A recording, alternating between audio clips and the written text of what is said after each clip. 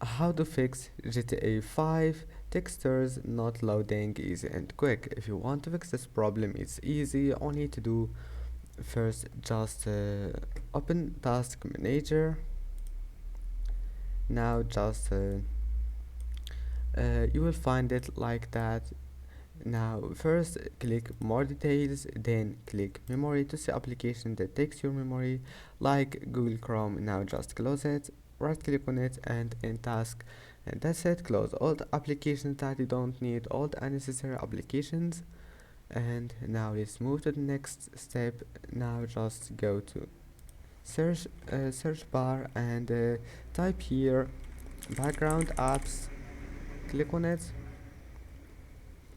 and once you're here, just turn off background apps from the first option here, and that's it. Now your problem must be fixed. Now just try again, and don't forget to like and don't forget to subscribe, and thank you for watching this video until the end, and see you in the next video.